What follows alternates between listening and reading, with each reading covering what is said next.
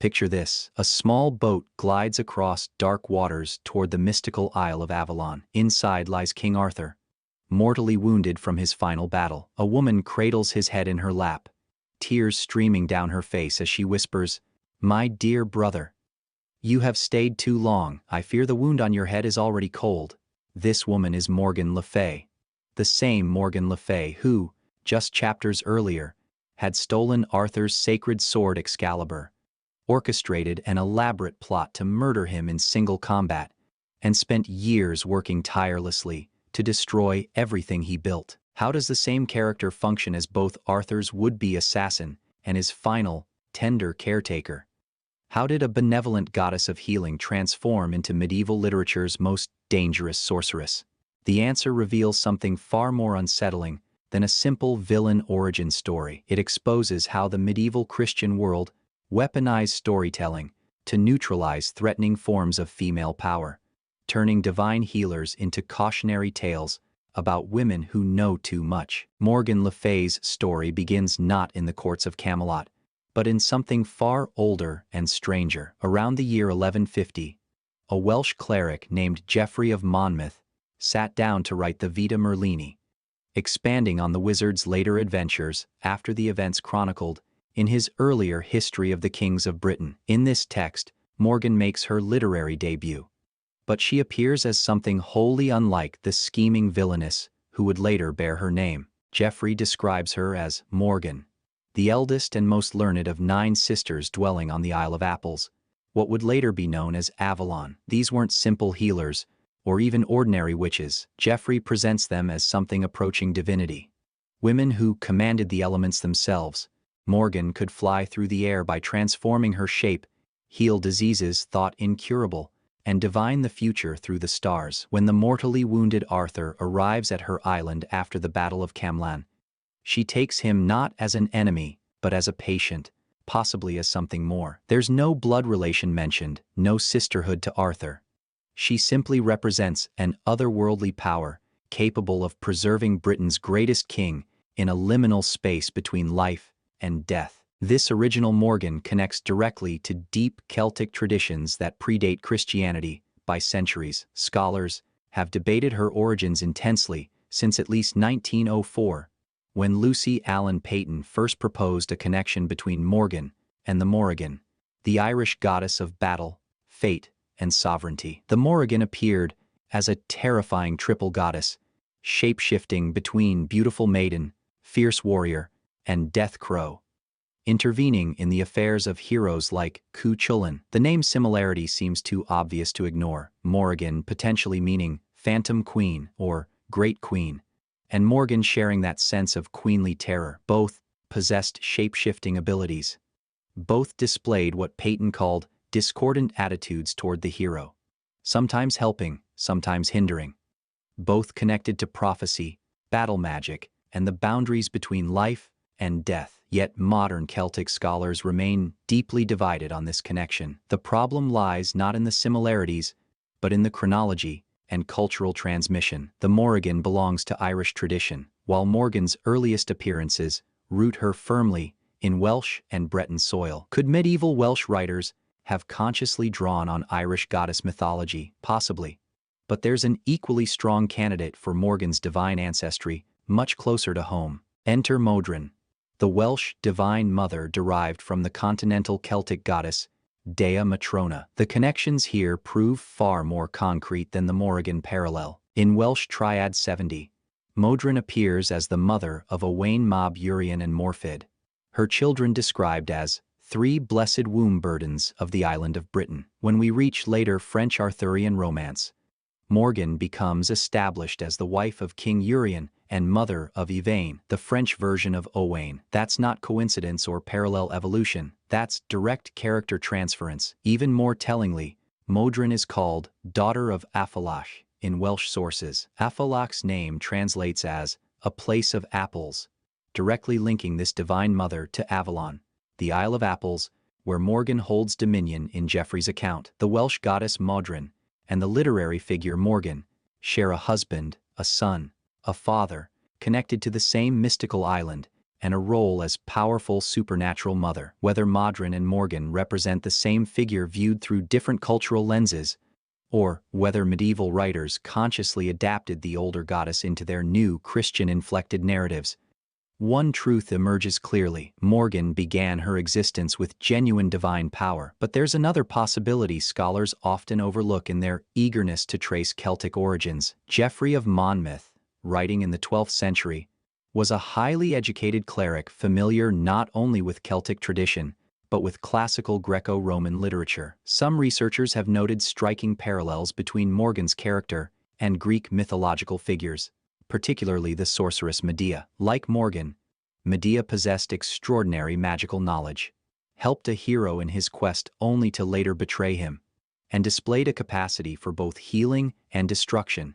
that terrified male authors. The pattern of the powerful, ambiguous female magic user appears across multiple cultural traditions. Geoffrey may have been synthesizing Celtic goddess imagery, classical sorceress archetypes, and contemporary beliefs about women's spiritual power into a single compelling figure. The genius of Morgan's creation lies precisely in this multiplicity of origins. She carries the weight of numerous cultural anxieties about female power, making her transformation across the centuries all the more significant. The title, Le Fay, itself deserves attention. It doesn't appear until Thomas Malory's 15th century Le Morte d'Arthur, where Malory coins this pseudo-French phrase from la fée, meaning the fairy. Earlier French authors simply called her la fée Morgane, Morgan the fairy. But this wasn't a demotion in Geoffrey's original conception. In Celtic tradition, fairy didn't mean cute creatures with butterfly wings. The fairy folk, the Tuatha de Danann in Irish tradition, or the Tylwyth Teg in Welsh lore, were the old gods themselves, diminished but not destroyed, dwelling in the other world that existed parallel to mortal reality. To call Morgan a fairy was to acknowledge her as one of these displaced divine beings, still possessing supernatural power, but no longer commanding open worship. She stood at a threshold, neither fully human nor fully divine, able to move between worlds and wield forces that Christian theology struggled to categorize. Geoffrey's contemporary chronicler Chrétien de Troyes, writing in the late 12th century, begins to shift Morgan's portrayal in subtle but significant ways. In his romance, Eric and Aenida, written around 1170, he mentions Morgan the Wise, who creates a healing balm that Arthur uses to cure the wounded knight Eric. Still a healer, still beneficial, but notice the change. She's no longer the ruler of Avalon but merely the creator of a medicine. In Chrétien's later romance, Yvain, the Knight of the Lion, Morgan provides another healing ointment that restores the maddened hero to his senses, but the ointment is delivered by other women. Morgan herself never appears.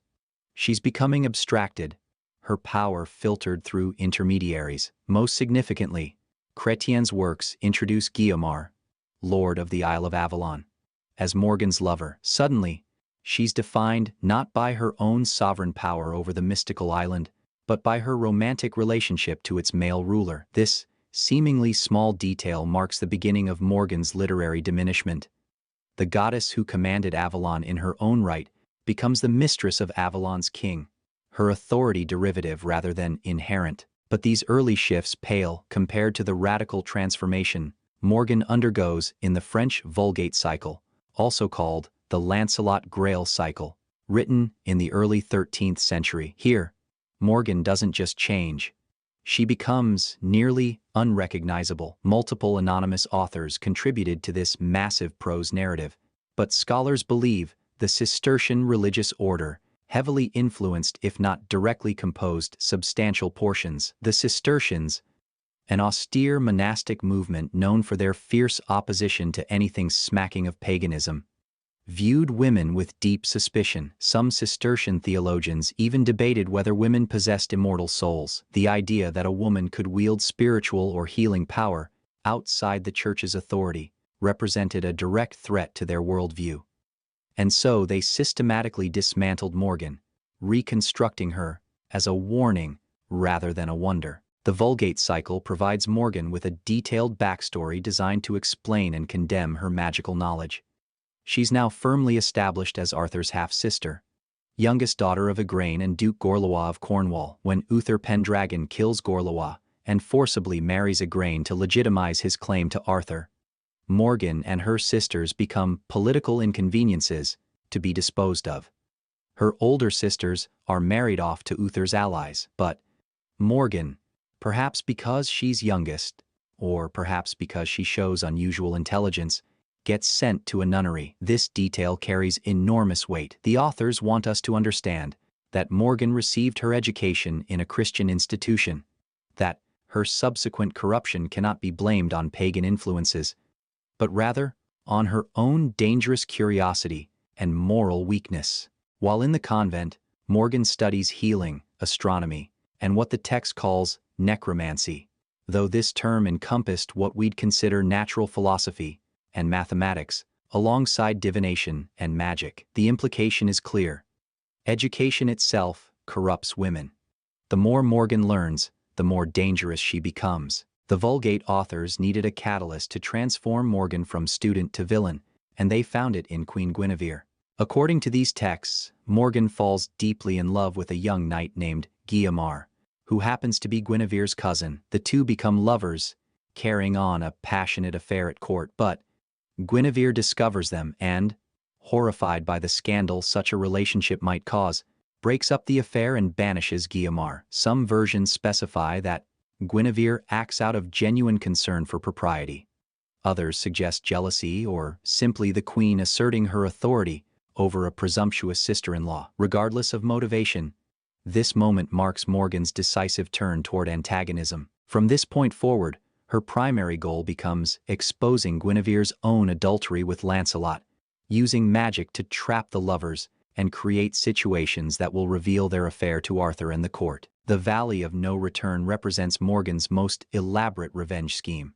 Using her sorcery, she creates an otherworldly prison, an enchanted realm that traps any knight who has been unfaithful to his lover. Only a knight of perfect faithfulness can break the spell. The target is obvious. Morgan wants to ensnare Lancelot, the greatest of Arthur's knights and Guinevere's lover, to either force him to abandon the queen, or to expose their affair if he attempts rescue. She succeeds in capturing Lancelot multiple times across various stories, sometimes through direct enchantment, sometimes through elaborate magical traps. In one particularly telling episode, she imprisons Lancelot with a magic ring, keeping him captive in hopes that Guinevere will die of grief. When that fails, Morgan shifts tactics.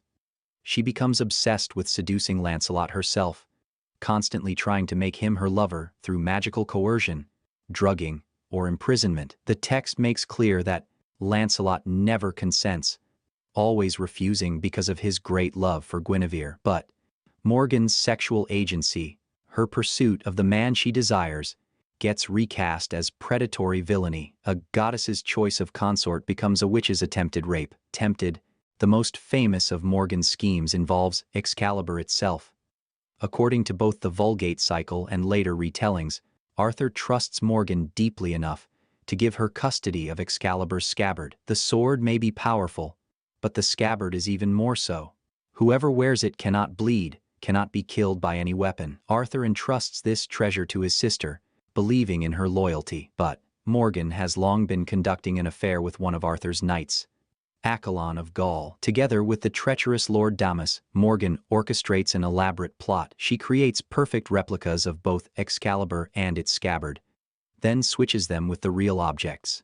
Through magical transportation, she arranges for both Arthur and Avalon to be spirited away from a hunting party by a mysterious boat manned by 12 damsels.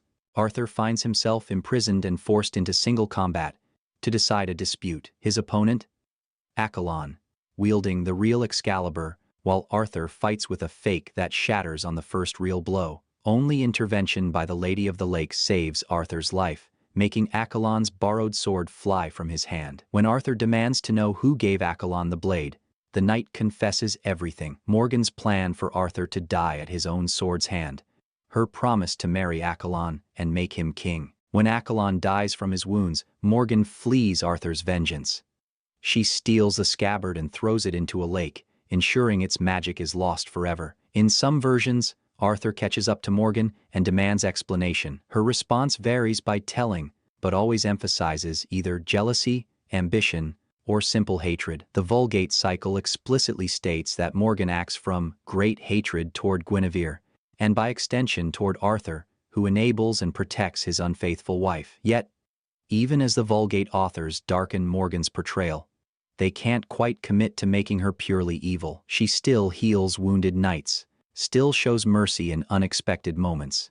When she captures Sir Alexander the Orphan, she imprisons him but promises not to harm him as long as he remains in her castle. When he escapes with a lady's help, Morgan is furious at the broken word, but doesn't pursue them. Later, she heals Alexander's wounds without being asked. It's almost as if the authors retain some memory of Morgan's original benevolent nature and can't fully erase it even as they work to condemn her. This creates the fundamental paradox at the heart of Morgan's character. She's simultaneously capable of tender healing and murderous betrayal, protective love and consuming hatred. The 14th century poem Sir Gawain and the Green Knight adds another crucial dimension to Morgan's powers, while reinforcing her villainous role. At the poem's conclusion, after Gawain has endured his beheading challenge and learned humility through testing, the Green Knight reveals the truth. The entire elaborate trial, the magical Green Knight who survives decapitation,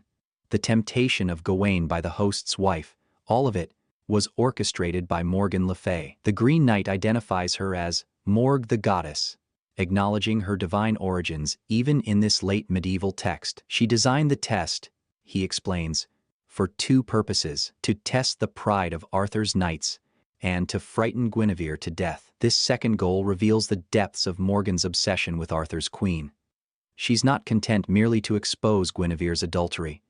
She wants the queen dead from supernatural terror. When Thomas Malory compiled Le Morte d'Arthur in the 15th century, he synthesized centuries of conflicting Morgan traditions into a relatively coherent narrative. Malory was the first author to consistently use the title Le Fay, creating the name by which we primarily know her today. His Morgan combines the worst elements from various sources: the scheming adulteress from the Vulgate cycle, the would-be murderer from the Excalibur plot, the jealous rival obsessed with destroying Guinevere. She learns necromancy in her convent education, takes multiple lovers, including Avalon, and repeatedly attempts to kill her half-brother. Malory even suggests at one point that Morgan disguised herself as the Queen of Orkney and seduced Arthur, making her the mother of his incestuous son, Mordred, though most traditions assign that role to Morgan's sister, Morgause.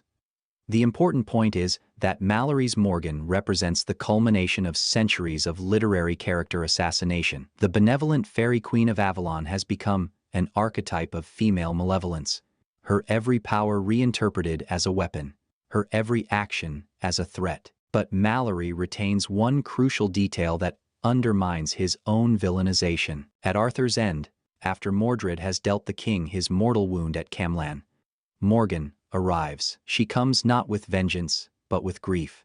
Accompanied by other queens in a black boat, she takes Arthur's head into her lap, weeping, saying the line we opened with, "My dear brother, you have stayed too long." She ferries him to Avalon for healing, resuming her original role as divine caretaker of Britain's wounded king. Malory seems unable to fully commit to Morgan as pure villain. Even after cataloging her betrayals and murder attempts, he returns her to her primordial function: healer, guardian, the one who preserves Arthur in death, as Geoffrey of Monmouth first described. This contradiction isn't a flaw in Malory's storytelling.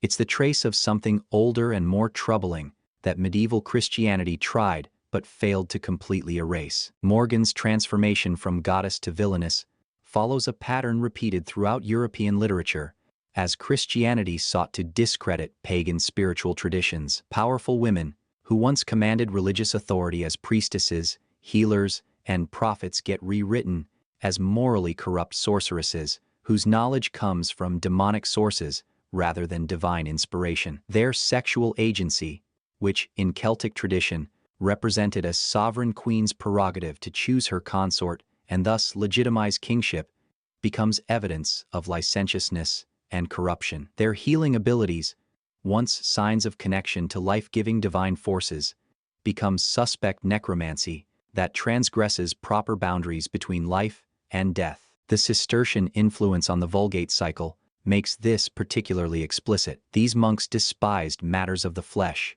a category in which they included women themselves. Female spiritual authority threatened the male ecclesiastical hierarchy's monopoly on mediating between humanity and the divine. A woman who could heal without priestly intercession, prophesy without church sanction, or command supernatural forces through knowledge rather than prayer, represented everything the medieval church feared. So they fought back with the weapon they had perfected, storytelling. They took the figure of Morgan, still retaining enough popular recognition to make her useful, and transformed her into an object lesson. Look what happens, the Vulgate cycle warns, when women pursue knowledge. Look how education corrupts the female mind, turns natural womanly virtue into unnatural ambition and magical manipulation. See how a woman's love, that holiest of feminine emotions, becomes possessive obsession when not properly channeled through Christian marriage and male authority. The specific detail of Morgan learning magic in a nunnery carries extra venom. It suggests that even Christian institutions can't fully contain or redeem dangerous female nature. Education itself, knowledge itself, represents the corrupting force. Morgan's marvelous intelligence and subtlety of mind, which the text mentions almost admiringly, become the very source of her evil. Medieval Europe was deeply conflicted about educated women. Some female scholars, mystics, and abbesses commanded enormous respect, but always within carefully controlled contexts that emphasize their submission to male church authority and their special divine election. A woman who pursued knowledge for its own sake, who mastered astronomy and healing and the secret properties of nature from simple curiosity rather than divine calling, threatened the entire gender hierarchy. Morgan embodies this threat perfectly. She learns not to serve God but to serve her own will, and in doing so, she becomes monstrous. Yet, we must ask a harder question. What if Morgan's villainy tells us more about her authors than about her character? What if the transformation from healer to destroyer reveals not Morgan's corruption, but the corruption of a patriarchal storytelling tradition that couldn't tolerate powerful women?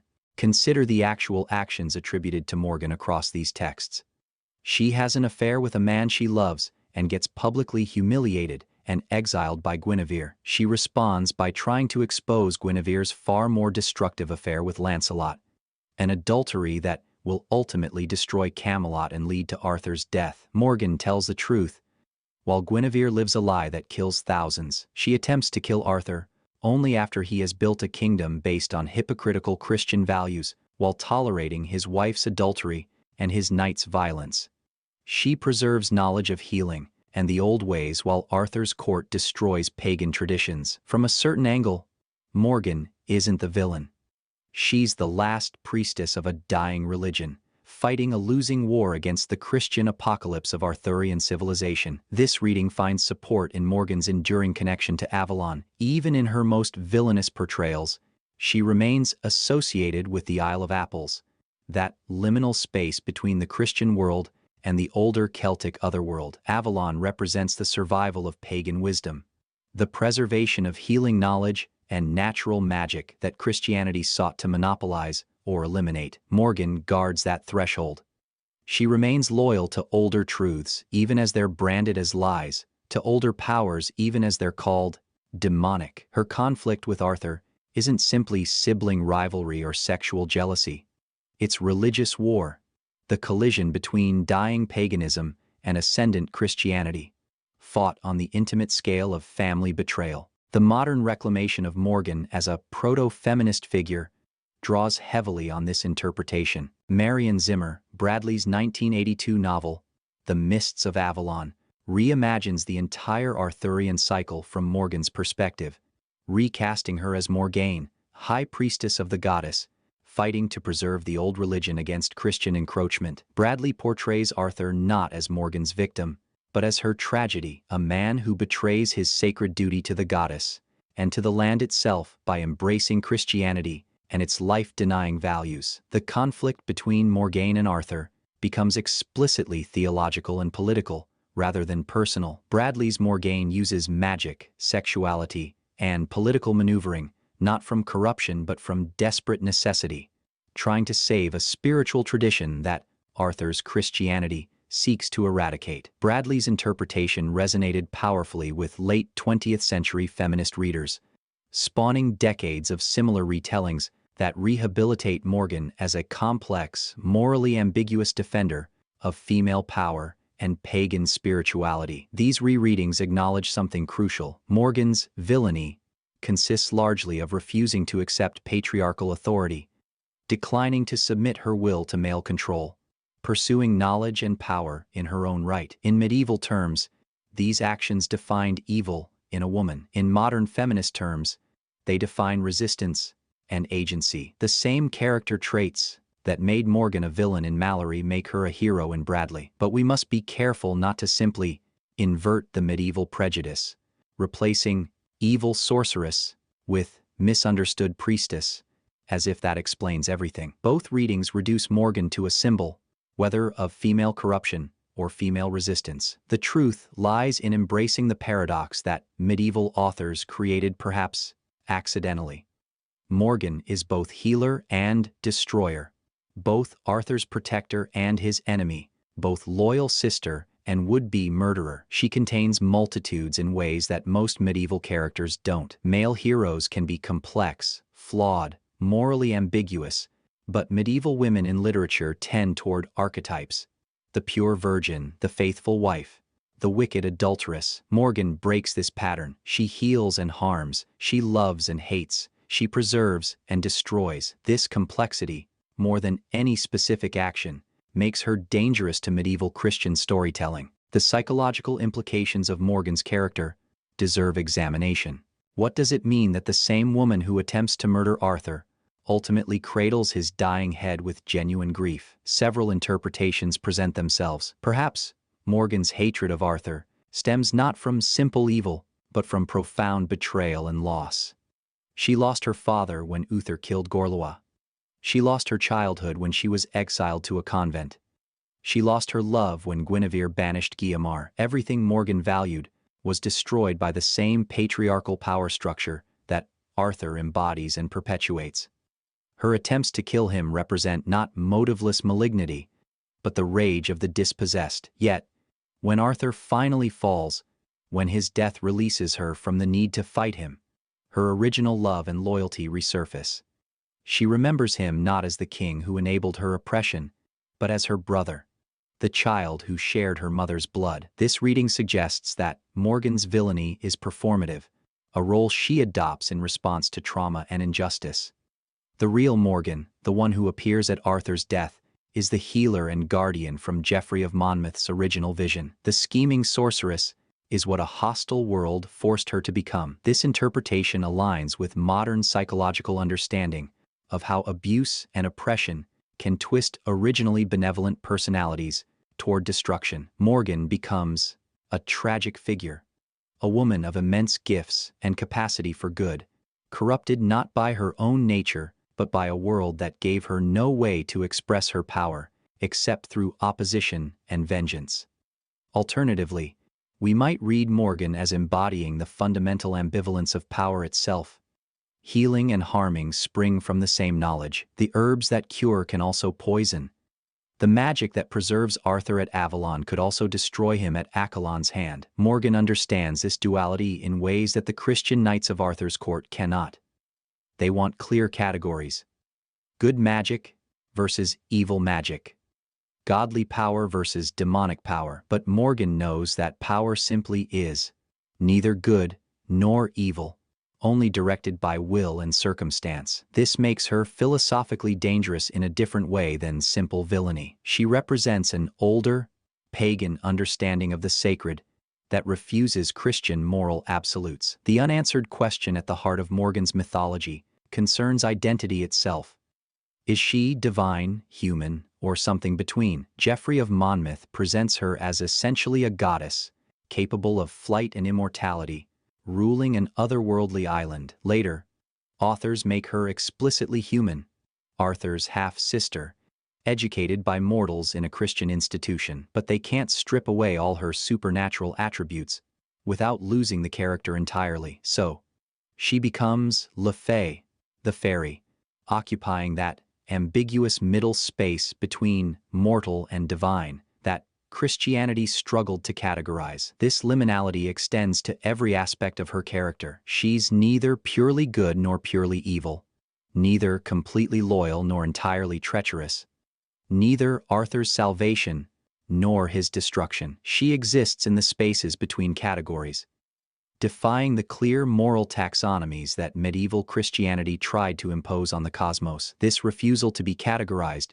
represents Morgan's ultimate transgression and her enduring power. Medieval theology demanded that every being fit into an ordered hierarchy: God, angels, humans, animals, demons, ambiguous beings like fairies who possessed power without clear divine or demonic origin, troubled this neat structure. Morgan, with her divine healing abilities and her murderous hatred, her Christian education and her pagan magic, her sisterly love and her fratricidal rage, couldn't be placed on this hierarchy. She simply was, in all her contradictions, forcing medieval authors to acknowledge that their categories failed to contain the full complexity of existence.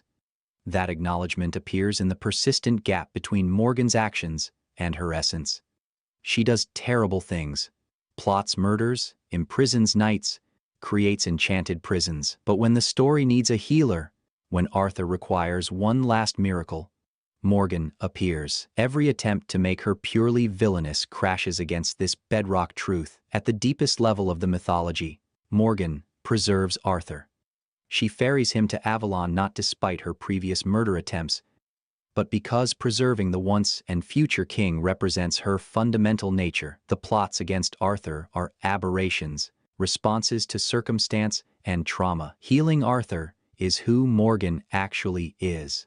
This interpretation suggests something profound about the nature of mythological characters versus novelistic ones. A novelistic character develops, changes, responds to circumstances with psychological realism. We can trace their corruption or redemption through cause and effect, but mythological characters exist in deeper time, embodying eternal truths and contradictions that transcend individual psychology. Morgan doesn't develop from good to evil.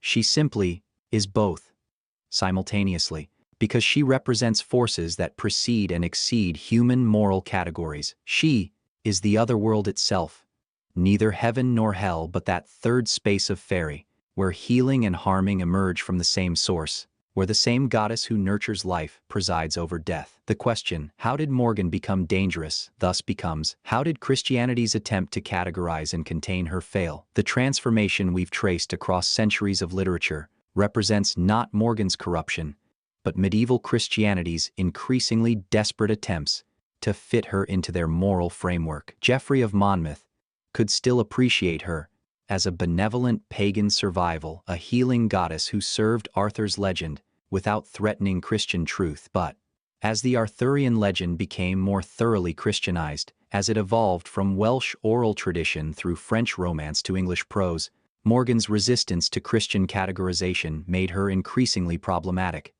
She had to be either saint or demon, and since they couldn't make her a saint without acknowledging pagan spiritual power, they made her a demon. Yet, they failed. The final scene, Morgan bearing Arthur to Avalon, survived in nearly every retelling. Even Malory, after spending chapters cataloging her villainy, couldn't eliminate it. That image proved too powerful, too ancient, too central to the mythological structure itself. Arthur goes to Avalon. Morgan takes him there. This truth predates Christianity's overlay, survives every attempt to condemn her, and will persist as long as the Arthur story endures. In this survival, we see not just Morgan's power, but the power of story itself to preserve truths that contradict official narratives. Morgan Le Fay matters today because her story reveals how patriarchal power structures use narrative to neutralize threats.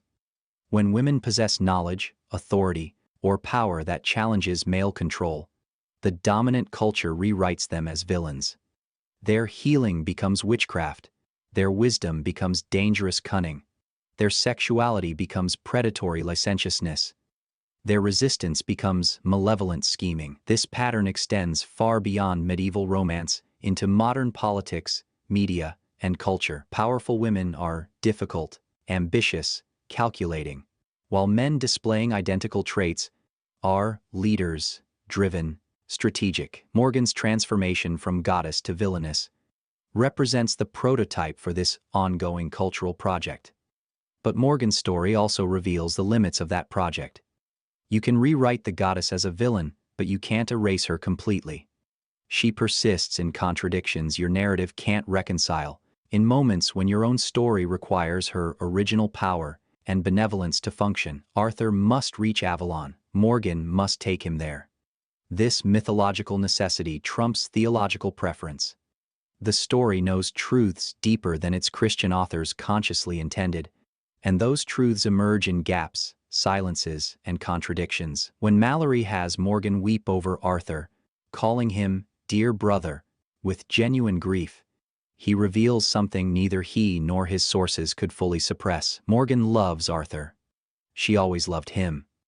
Every murder attempt springs from betrayed love, from the rage of a protective guardian who watched her beloved brother build a kingdom on lies that will destroy everything she tried to preserve. Should we pity Morgan, rage at her treatment by medieval authors, or celebrate her survival as a feminist icon? All three responses capture partial truths. She deserves pity, as a character trapped by authors determined to condemn her, despite their own narrative's resistance. She deserves our rage at the systematic character assassination performed on every powerful woman who defied patriarchal control. And she deserves celebration, as a figure complex enough to survive that assassination, to retain enough contradictory power that modern readers can reclaim her as something more than a cautionary tale. But, perhaps most of all, Morgan demands that we recognize ambivalence and complexity as virtues rather than flaws. We live in an age that demands clear heroes and villains,